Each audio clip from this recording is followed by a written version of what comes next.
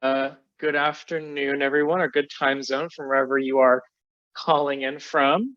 Uh, we are here together for a session about programs, successes, and learning curves.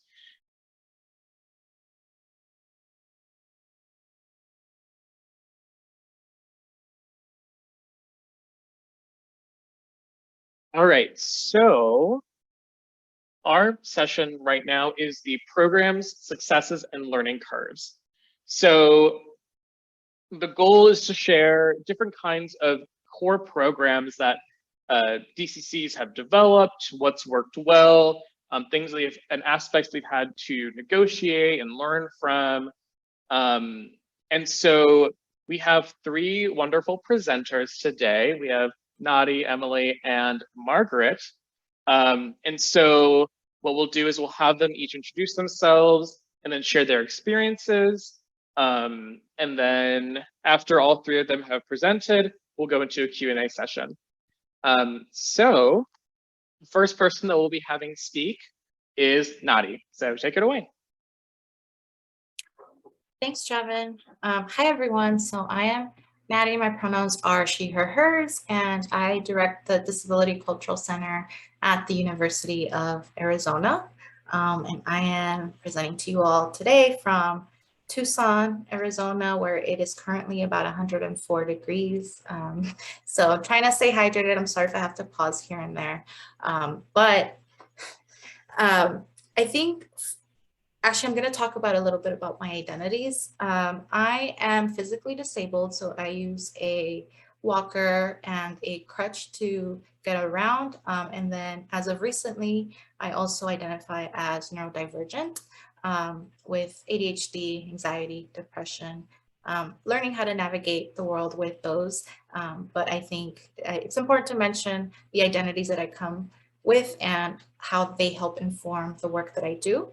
But to get us started, I think I wanted to talk a little bit about the Ableism 101 series that we have at the U of A. And so just a little bit about our series. It's a 4-part series where it's like an introduction to ableism. And first part is what is disability, where we define really ableism and disability not through a medical model lens. And then the second session would be a little bit about a brief history of the disability rights movement. And we try to dip a little bit into like international historical events that have happened. And then the third session is about universal design, accessibility, and then the fourth session, we delve into a little bit of disability justice and access, intimacy, collective care, and whatnot. I think some of the successes of this series is that they tend to be very popular, especially during the pandemic when we went fully remote. We offered these sessions twice a day every semester. For about a month, I believe, since there's 4 sessions, we usually choose a month. It's usually October or March in the spring. And we offer them twice, but we've noticed that they've been very popular, especially during the pandemic. And I've noticed that folks tend to use these series as like professional development. And so we've had folks from all over the country, even folks from other countries join us in on these sessions. And students as well from other universities who might not have a disability cultural center or who might not feel supported by their own disability resource center tend to come in and also partake in our ableism series. We have a comprehensive workbook where we have like more resources on each of the sessions that we go to. So we'll provide readings, videos, and any extra information that we can. I will say that these sessions are informed by the work of scholars, disabled activists, organizers, and cultural workers. And I think that's important to acknowledge because even though we are located in a research institution, we also serve community members.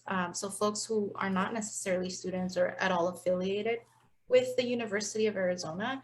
And so we try to be very mindful of the kinds of programs and the the work that we are providing on our campus to make sure that it's accessible and also inviting for folks that might not have institutional affiliation to the U of A. And so with that being said, that's kind of like one of our most, like, I want to say successful programs, but I will say that it has had some more recent feedback from the community in terms of like how these sessions are structured, and not just structured, sorry, but like the intention of these sessions. We've had folks who, you know, have more familiarity with like ableism and disability identity and culture, say that these sessions tend to be a little bit more geared towards like non-disabled folks or folks that are wanting to learn how to be allies or co-conspirators to our communities, rather than it being a space specifically dedicated for disabled individuals. So I think that's something that I'm sure other cultural centers also experience, having programs that are specifically dedicated for the disabled communities, in addition to still remaining open for non-disabled folks who want to learn and who want to have this education. And so we make sure that, you know, all the other programs that we offer are specifically geared towards disabled individuals, such as our disability discussions, which tend to be more attended by undergraduate students and community members. And then we have things like reading groups that tend to be more attended by graduate students and faculty. And then we just have peer mentorship for students. We have recently we started providing counseling support through a partnering organization. And so we try to have a mix of what we offer. However, given that Ableism 101 is our most popular program, it tends to create a perception that the DCC might only be a space more so for non-disabled folks, to folks that don't really understand what we do. That's kind of what it's perceived of as based on our Ableism 101 series. And so as of right now, we're reworking what that looks like. And we are reworking, also changing the name from Ableism 101, just because we feel like based on the direction that our series is heading, that name might not be suitable anymore. And so we're working on changing it around. We're probably going to start providing it more online, similar to other safe zone trainings that LGBTQ plus resource centers tend to provide on their campuses. But, you know, we try to get feedback from the community. Every summer we would provide, we would provide folks with surveys, and they could fill out these surveys anonymously to provide us with feedback or any programs that they want to see within our space. And that informs the kind of work that we'll be doing throughout the year. Usually also our student interns who are undergraduates will also pitch in certain programs that they also want to work on and that they want to do. I will say that our staff is 100% an all disabled staff, and I'm really proud to say that. And so basically all of the work that we do is informed by disabled community members. And so it's always, I want to say, we're constantly negotiating what we're doing, the programs that we have in place already. And yeah, it's always a learning process, even though I myself am also disabled. I'm a student and my background is on student activism and whatnot. I think I always have something to learn, but I try to also center the needs of the community that we're serving in Tucson and in Arizona, given that our demographics might be also a little different from other parts of the country, especially California, which is where I'm from, which is where I attended my undergraduate at UC Irvine. And so it's very different seeing those parallels, but I think being able to know who you are serving, not just within disabilities, but even within political landscapes, I think is essential to the work that we're doing. So I'm going to leave it there and let the other folks that are here introduce themselves. Thank you.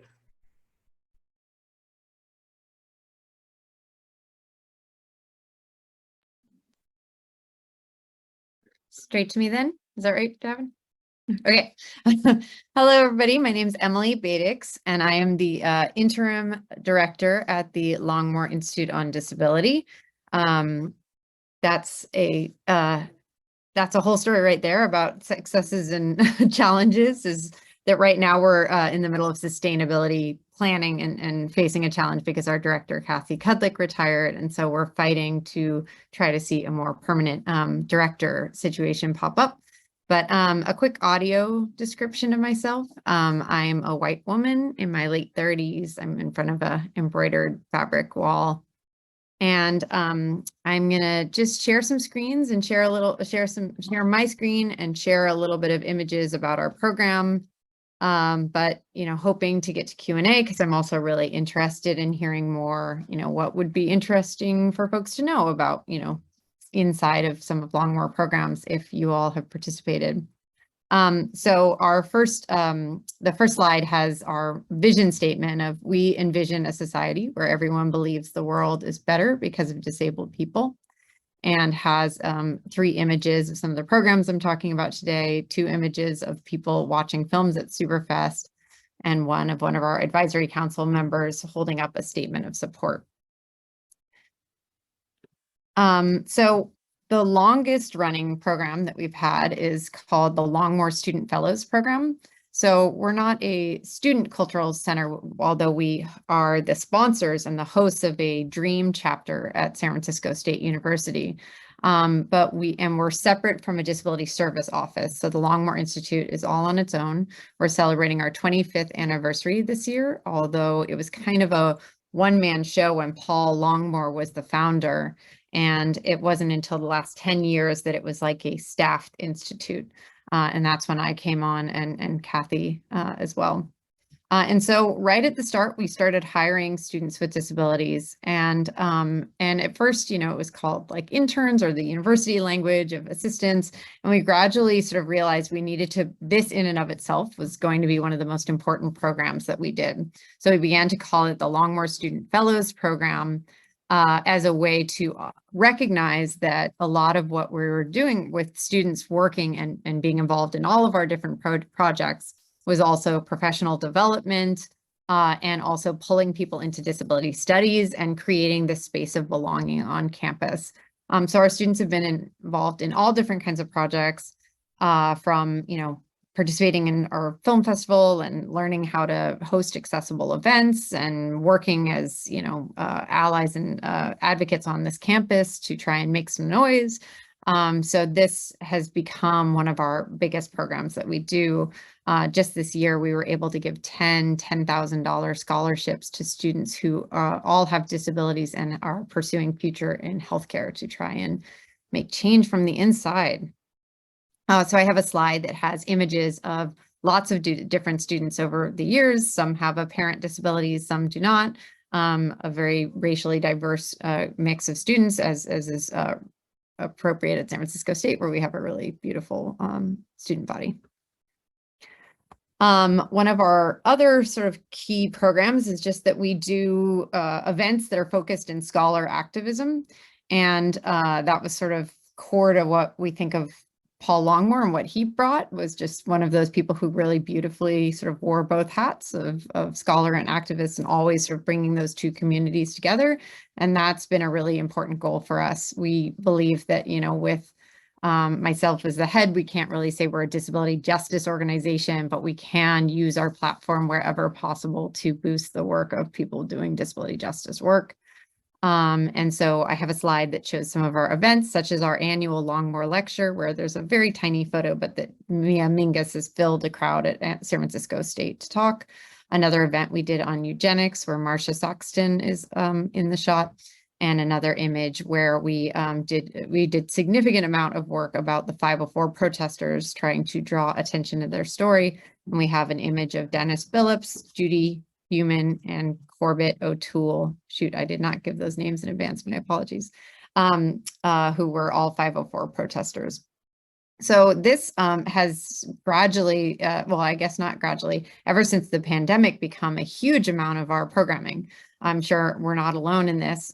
We used to do events and it was just a lot harder to line up venues. And then we had already been doing our Longmore lecture as a hybrid event. So when the pandemic kicked off and San Francisco, where we're located, was one of the first places in the country to kind of completely shut down, we knew right away people are going to need something that is a boost that reminds people of the vibrant community that we still have, even though we're very separated right now.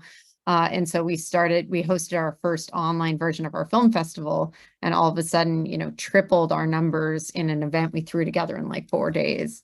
And ever since then have just had pretty constant programming. So this has become much more central to what we do, is just having these scholar activism-based conversations online, trying to bring communities together.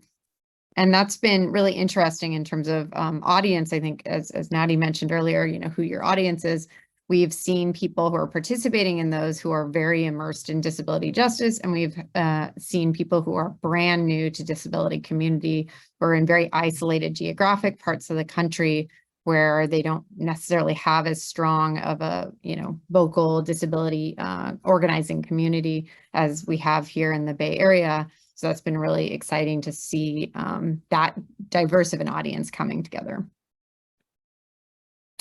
We did a exhibition called Patient No More, which was in the Ed Roberts campus in Berkeley for about a 6-month run, and then did another 6-month run at the San Francisco Public Library. And this was to draw attention to the 504 protest and the stories, and try to capture some of the stories that had not yet been captured, such as that of some of the people with developmental disabilities who participated, and some of the BIPOC protesters who were a part of it. And we also wanted to design that exhibition as accessible as possible. And so that was incredibly challenging, and we learned a ton, but it was a really exciting thing, and it's still traveling all around the country. And I'll do a brief little plug there that it could come to disability cultural centers all across this country if you're interested, because it travels through this traveling exhibition nonprofit. So it's come to a lot of different universities, and that's been a way that a lot of universities have been able to bring in accessible disability programming. And then lastly, Superfest is probably our biggest or most widely known program. We took over Superfest from another organization because it's been alive ever since the 1970s. This will be the 36th year of the festival. And it's just a really incredible, beautiful event where it's just people coming together for joy and laughter. And there's also films that are hardship, but they're a very honest hardship as opposed to all the inspiration-y, blah, blah awfulness. We involve our students in the programming. So they are the phase 1 jurors. So they watch everything and decide the stuff that's total garbage that can be gotten rid of from the stuff that is worthwhile and worth, worth moving forward and thinking about. And it's been our most important program. And when I think about, an example of like, what are the strengths and also the challenges? Superfest has had some of the biggest challenges because we started in a really naive way of just sort of saying we were 100% accessible to everybody because we had added audio description in, which we were really proud of. We were partnering with Lighthouse for the Blind at the time. And then we learned pretty shortly after that, like, because we had started to add audio description in and made it open to everybody, that while that brought access to some people who'd never had access to films before, it also pushed some others out who had like sensory disabilities where it was too much. So, one of the biggest things there, and I think this is not, unknown to the audience I'm speaking to, is just to really think about competing accommodations much more, to be aware that access is never going to be something where you can say it's 100% accessible. Of course not. We are still finding new ways to open up access every year. And just to develop a ton of humility through running Superfest, to realize that every year there's going to be some new achievements we've made of new audience members who we've been able to bring into the experience of a film festival. and some new ways that we've dropped the ball because of the conversations that are evolving in terms of what types of access we talk about. And so we're finding new ways to add access every year. Like, you know, we didn't early on think about seating for fat patrons, and now we do think about different types of seating. We've added beanbag chairs. And so having that be sort of an evolving part of our program, so that it's not just what is the content, but like how are we providing the programs, which is a very huge part of how we think about success. So that's a very quick, hopefully not too quick for access folks, run through of all of our programs. And I'm very up for talking more in the weeds if anybody has questions about some of the challenges we might have. I'm sure there's many more challenges I'm not naming, or I know there's many more challenges I'm not naming, but I'm open to talking about them in the Q&A. And thank you once again to the organizers.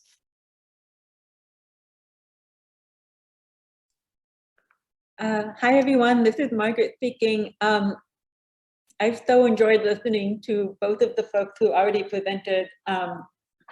We were just talking about access conflict in one of the breakout sessions. So yes, and Naty, I think you will notice that some of the things I'm going to be reflecting on really resonate with what you shared about Ableism 101.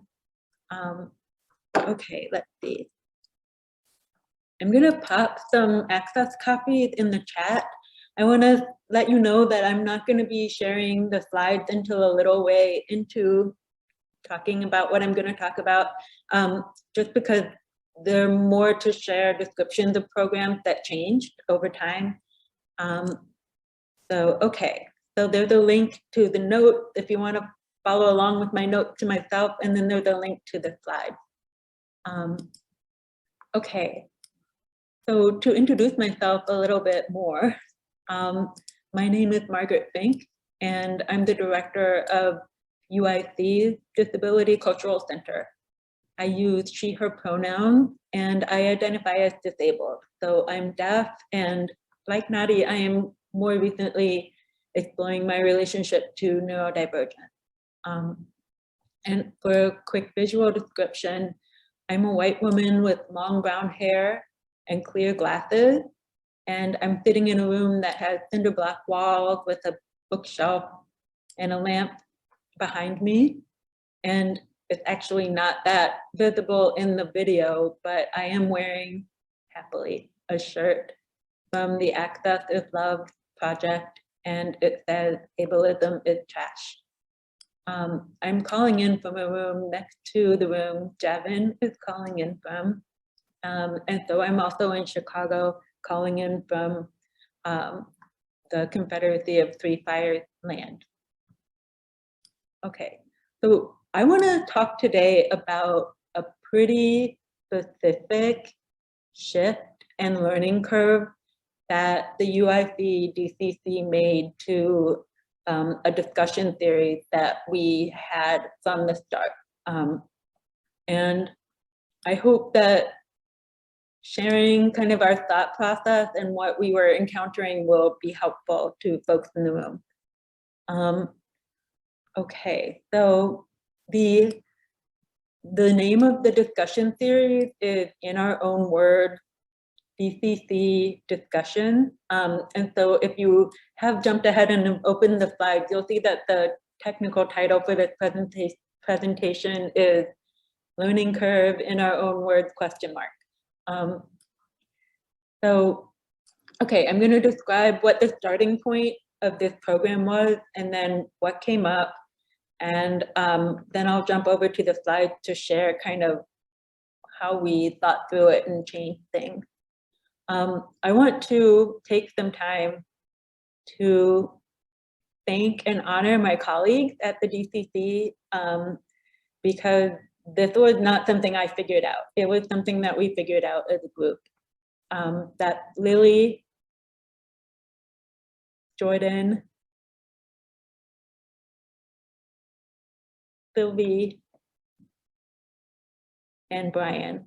And so thank you through space if you happen to be watching this recording later for participating in this work.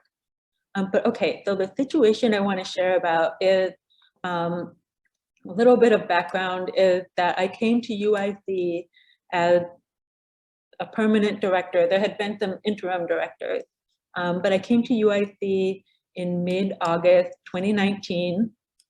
And so that was right before a semester was starting. So it was right before the fall semester started. And the people I just mentioned, our program coordinator and our grad workers, had already created an amazing roster of programs. So I was like, oh, this is great. We have this in our own word series and other things. They had this excellent lecture on immigration and disability justice planned.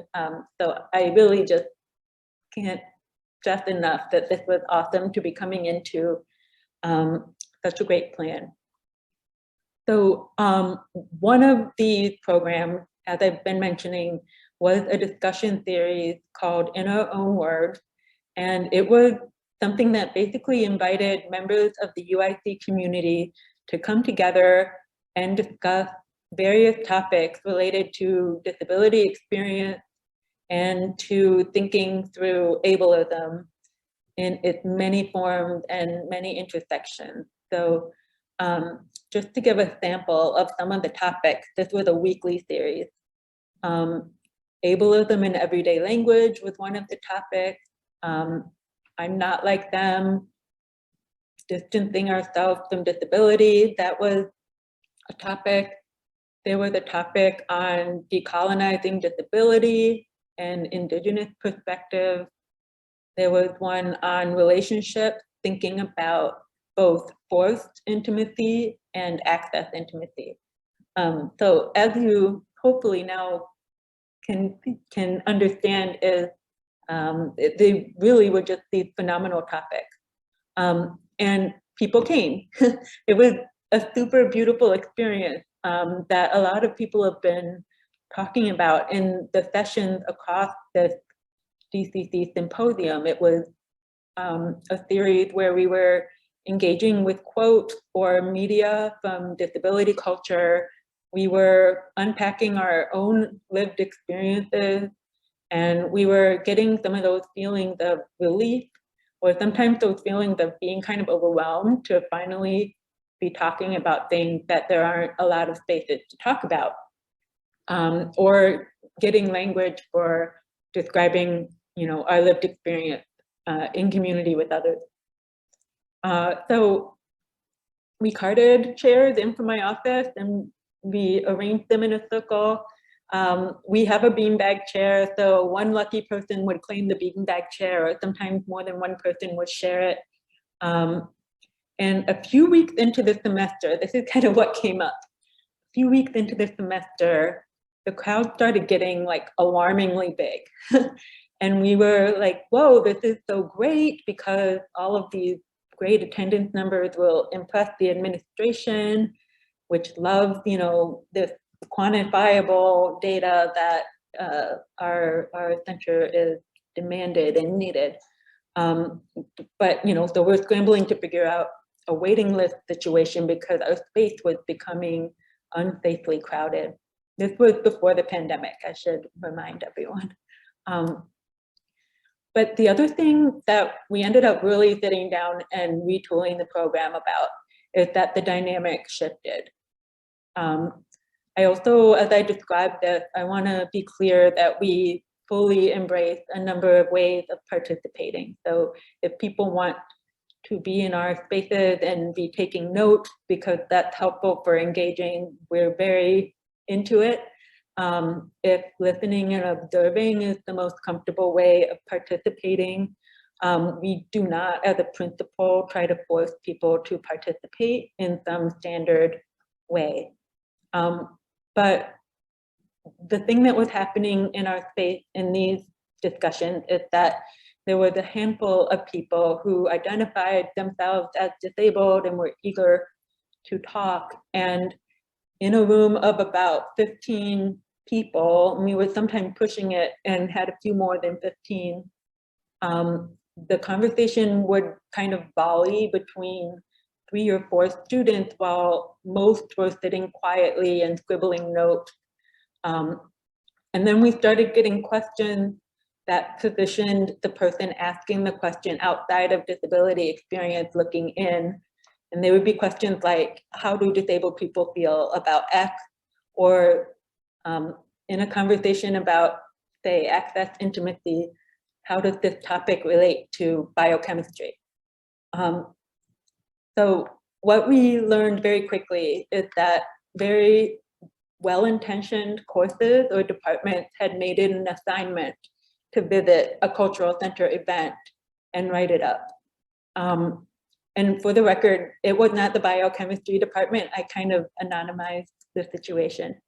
But what we were feeling in the room was a conversation that was trying to happen across very different frames of reference. And that's one way to describe it. And another way to describe it, which was our deeper concern, we were getting major vibes of disabled and other marginalized people as an object of study. And, you know, kind of evoking this scene of the medical amphitheater where, you know, somebody's being observed and others are looking on and taking notes.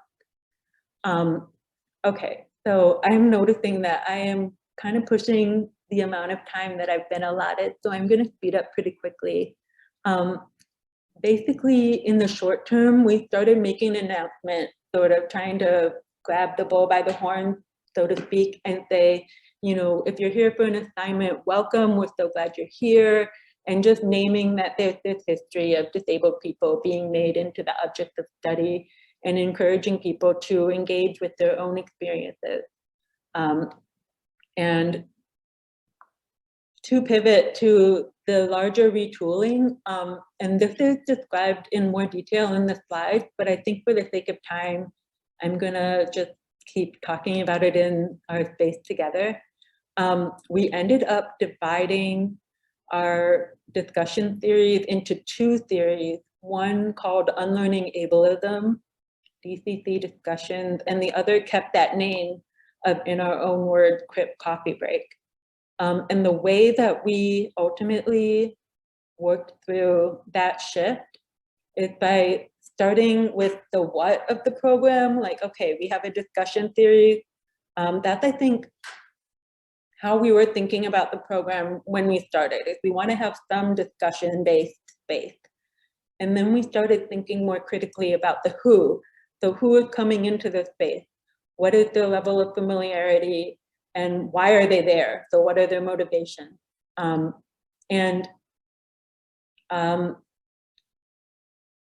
There were some shorthand ways of understanding the different audiences that were kind of making the space have a funny dynamic that I don't think are actually that helpful, but we started thinking about people as, you know, non-disabled people who are there for an assignment and disabled people who were seeking out the DCC because they were looking for community.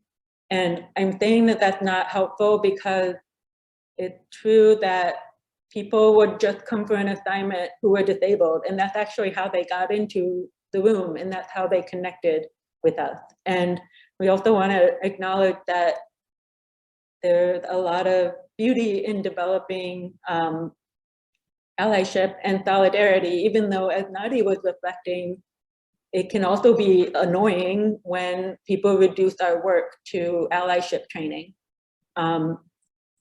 So we ended up trying to think of these two new theories as for both non-disabled people and disabled people, the unlearning ableism one, where we weren't assuming a certain level of familiarity necessarily, but we ended up framing the why of that program in terms of community building.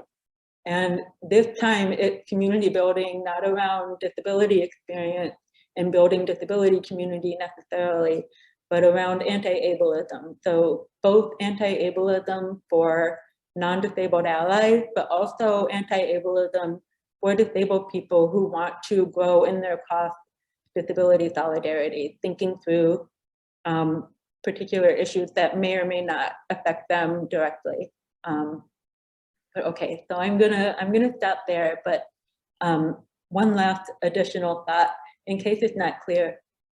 Making that unlearning ableism space meant that in our own words became an intentional space. So we started circulating language that was pretty clear about, almost all of our programming is open to everyone, but we want people to respect this space as something where we're trying to create community among disabled people or people who are exploring their relationship to disability identity. So, okay, I will stop there and hand it back to Javin. All right. Hello, everyone. Thank you to Naty, Emily, and Margaret for their wonderful, wonderful, wonderful presentations. So now we have about 19 minutes for Q&A. So I am going to open the chat. Okay, the chat is now open, and you can also use the hand raise feature to ask any questions to our panelists. So feel free to take some time to think about what questions you want to ask, or yeah, drop them in the chat, raise your hand, whatever you like to do. This is Naty speaking. Before we go into questions, I realized I did not provide an audio description of myself, so I was wondering if I can do that really quickly. Yeah, go for it. Awesome.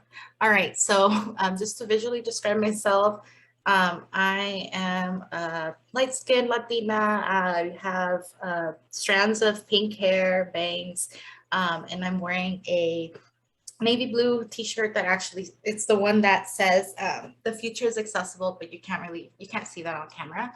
And then my background is blurred. Thank you. But yeah, anyone have any questions from the audience? Feel free to raise your hand or put it in.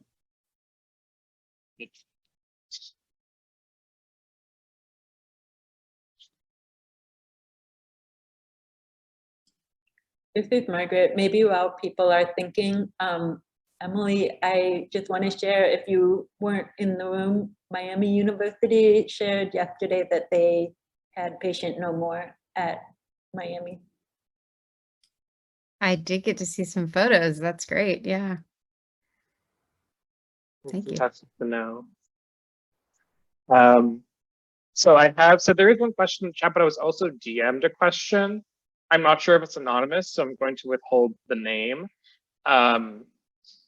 So the question is, hold on, the chat is going. What's a program that any DCC, so anyone here in the panel, has hosted that absolutely failed and ultimately did not repeat? And why, and what did they learn from the experience? I like that question. This is for any. This is Margaret. I can share. I think, but the reason it failed was not, okay, I'll say what it was first. We definitely tried to have like a fun movie night where we were gonna show Black Panther. And I'm not actually sure I remember the reasoning behind this because it was pretty last minute. I think we thought it would be really fun and, because it didn't involve speakers, it could be put together relatively quickly. So, but it was just super low turnout. And I think that was a result of like not having taken advantage of some of the collaborations we could have had around it. And I just want to flag really quickly that we have also had events where it was extremely low turnout, like literally one person came, and we feel like it was an extremely successful event because the conversation was just so good and so needed. So, but I think that would be an example of just cranking something out too quickly, and it ended up not being very, very productive, but not productive, generative for anyone. This is Emily. That definitely resonates. We've definitely made mistakes of just sort of like feeling excited about something and moving too quick and needing to slow it down. And then I would also add if we want to talk just about time, one of our biggest problems has been collaborations that happen at the university level, and the university moves so slow. And then the expectation of us that's put on us at the university is like, you're supposed to be like a nonprofit. You're supposed to be doing things much faster pace.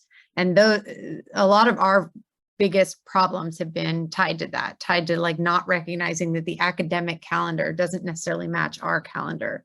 So in particular, some of the, not to say anything negative about students, because some of the best collaborations we've ever had have been with students, but we've had collaborations with the professors, like really excited to involve students, and we just don't plan for how much learning has to happen in the course of a semester to actually get, you know, components that we're excited for one of our programs, but our deadlines are like, the exhibit has to go to print this day, or the festival is this day. So we have these very hard deadlines, and academic culture tends to be slow. So I imagine that maybe some of the other centers have also dealt with that the sense of time can be a challenge. And then, you know, and then you're also advocating for crip times. It's all these different sort of ways of time kind of all playing together in interesting ways that have posed real hurdles in our past.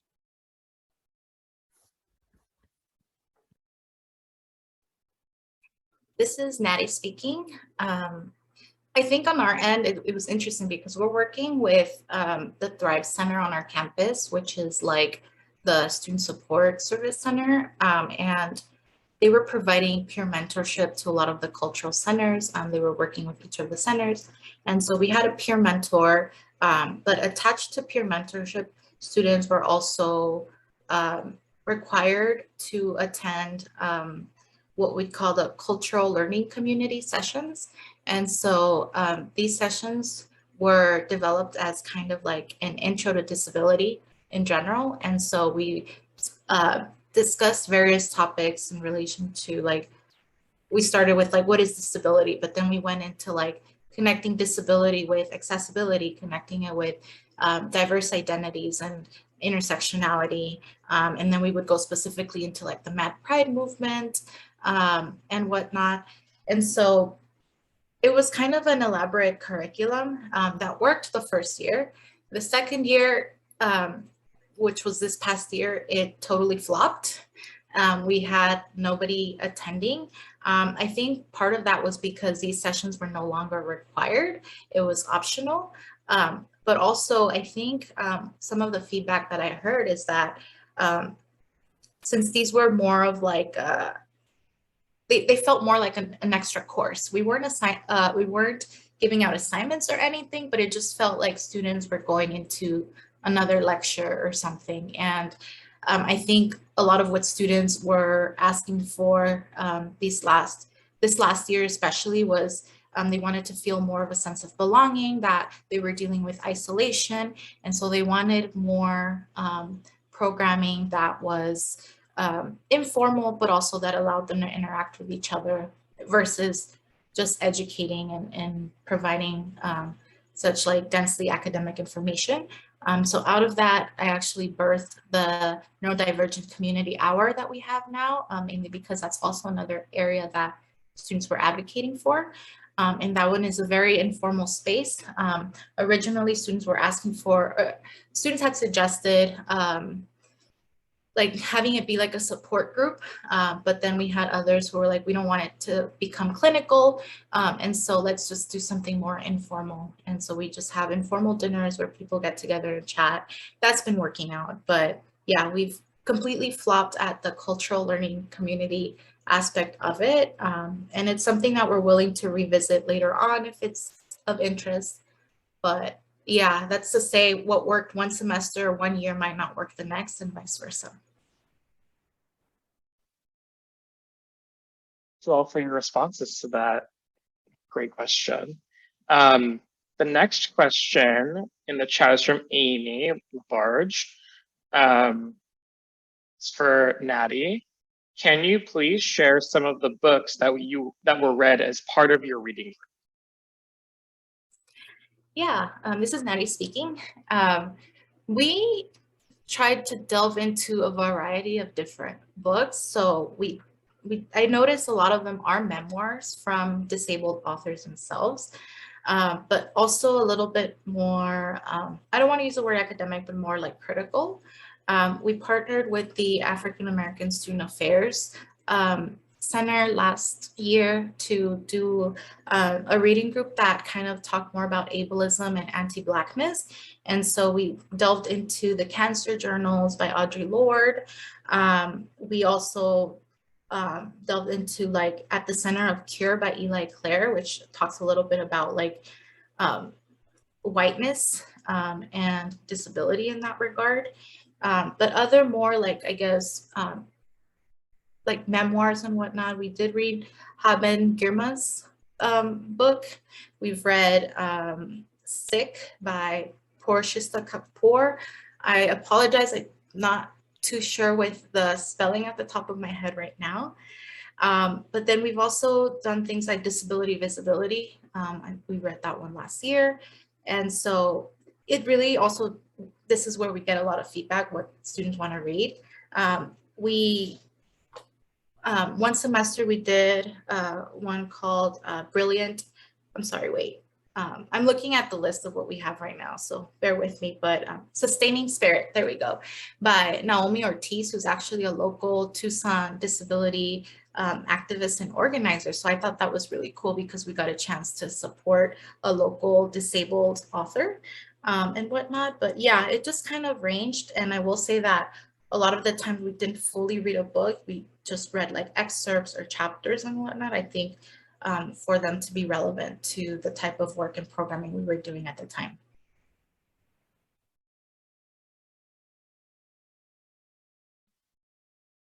Thank you.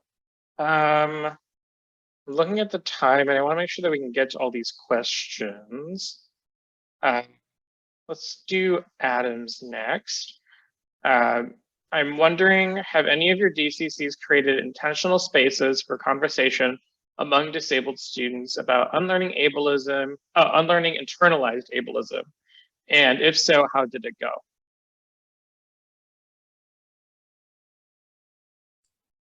This is Margaret. I can share a little bit. For in our own words, and it, yeah, it was always, okay, sorry, I'm getting our programs mixed up, but in our own words, we did a topic and we repeated it at least once. That was something like, I'm not like them, just identifying from disability. And that really was, in the end, a conversation about internalized ableism, wanting to distance yourself from certain other kinds of disabled people.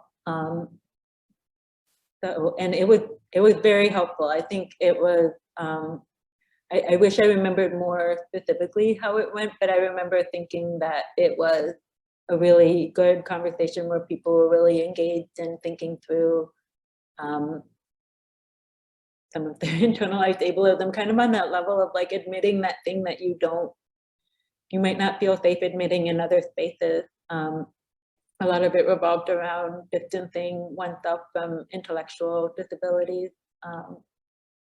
So I think that's what I'll add.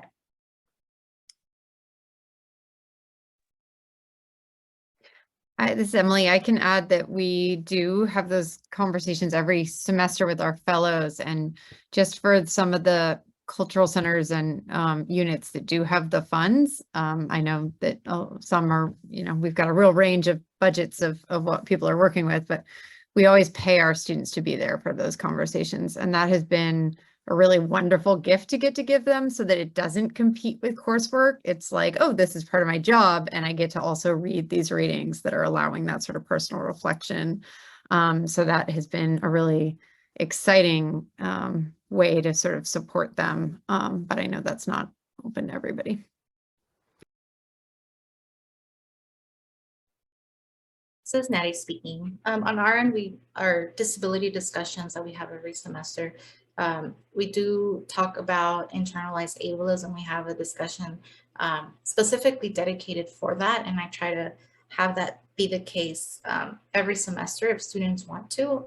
And so that's a space that we specifically try to say, this is mainly geared towards disabled individuals, or it's going to center disabled individuals. because I don't think we're allowed to say, you know, this is a closed space only for disabled folks, but that's kind of how we frame it as. And so, yeah, I think with our Ableism 101 series that I spoke of earlier, a lot of disabled folks thought we would be addressing a lot more about internalized ableism. And so I think similar to how Margaret was speaking in terms of like separating like the series into who would benefit from these programs, that's probably something we're going to end up doing as well.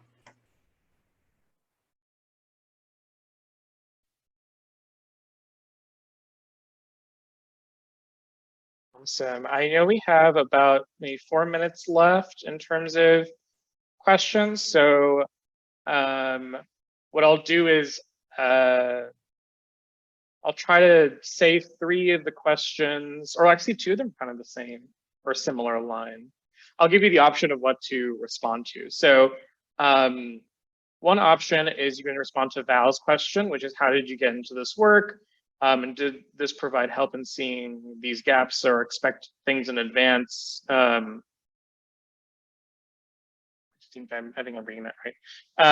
And then both Emily's, Emily Smith and Emily Shyrock, have a question along the lines of programming. What kind of everyday resources and programming do your centers offer?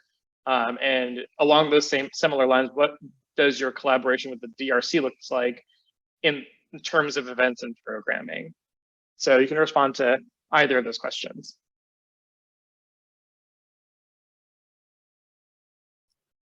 This is Naty speaking. I can address how I got into this work.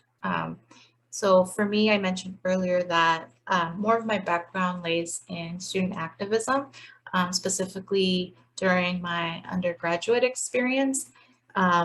With inaccessibility and ableism, I had to kind of figure out how to address that, as at the time, one of the only students actively speaking out about ableism and inaccessibility on campus.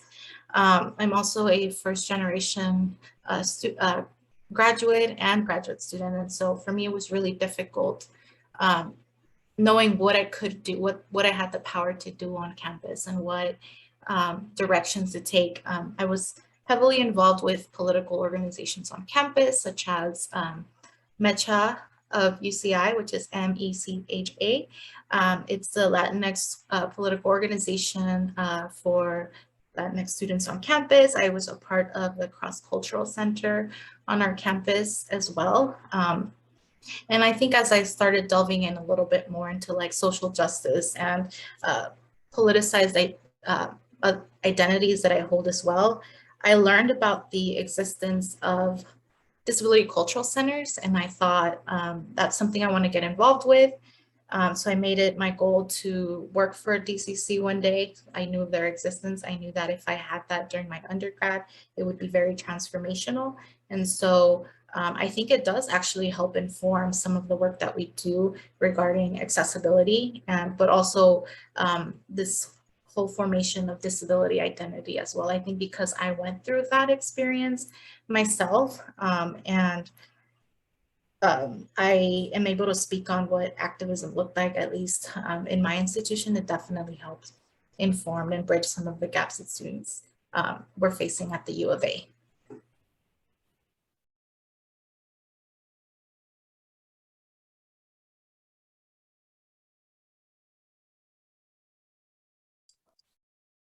I can say no.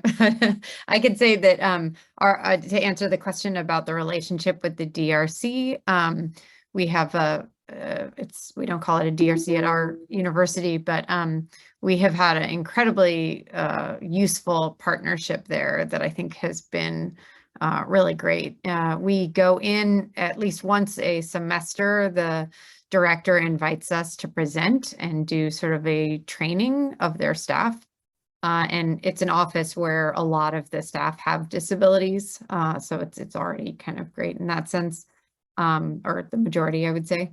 And then, you know, typically once a year, twice a year, we'll just do an event that's really aimed at students, and we'll co-present that event. And that's been really great, just to have those collaborations. But then also, because we have a good relationship, we're not afraid when, you know, the students in our office are sharing mumbles about like so-and-so is not responding to their needs, or you know, a feeling that an access professional is not getting it. You know, we've built that relationship, so we will go and be a direct line and say, we're hearing that such and the student is having this experience. You know, can you follow up? Can you make sure that there's not something going on in your office? And because we have that good relationship, they take that pretty well and have always like looked into those for us when we give those tips. Check.